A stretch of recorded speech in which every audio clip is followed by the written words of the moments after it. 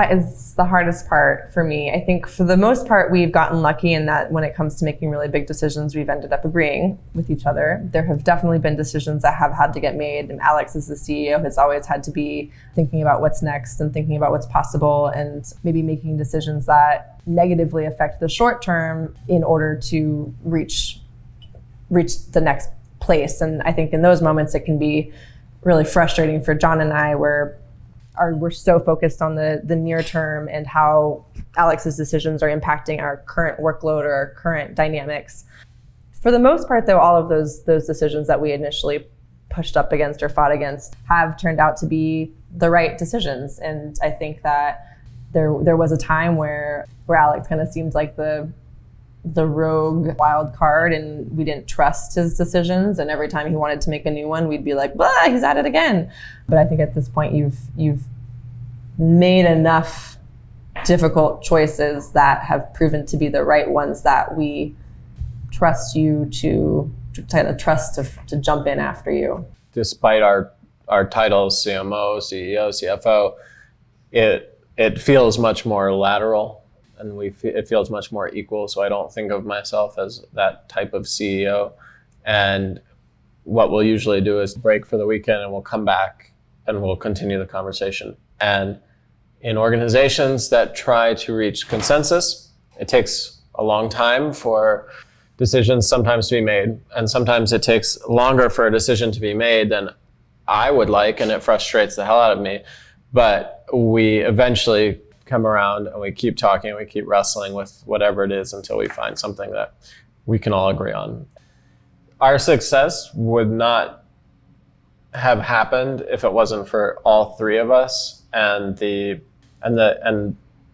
all of the different skill sets that we bring. And so when somebody has an idea and they want to do something, almost every time the first thing I'll say is, who else can help you do this? What are your weak spots, blind spots? Because you just cannot, it's really hard to do something on your own. Yeah, that's been really important about the dynamic that the three of us share. Yeah, I think one of Alex's most important skills as a leader is the ability to know when he needs to own something start to finish and when he can outsource it and find someone who's going to do a better job. And that was not my skill. And coming onto this, I wanted to do everything. I thought that I was the only person who could do everything as well as it should be done. And I was really reluctant to seek help and seek outside counsel. And that's just one way to burn yourself out and do a bad job.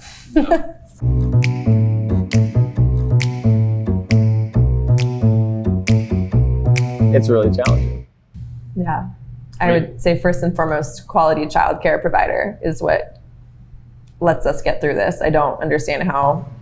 Yeah, we are really lucky to be able to afford full-time childcare that we feel really good about, and our kids absolutely love their nanny. And I feel absolutely fine leaving them and going to work and being able to put my head down at work knowing that they are being loved and taken care of. And that is not something that every parent, like business owner who are also parents can say.